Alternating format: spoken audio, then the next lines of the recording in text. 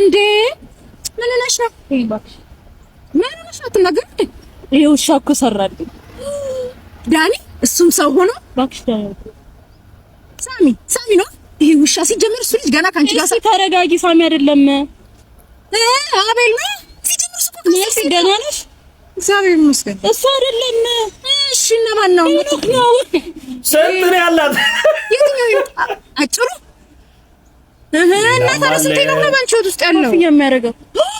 ቆንጆ ቺት አረገ። አዎ በቃ ራሱ ጉዳይ። አንቺ ደግሞ ስም ያሉትን ያበርክትልሽ። ምንድነው እሱ ስለምን ይጎላል እንዴ? ያሶስም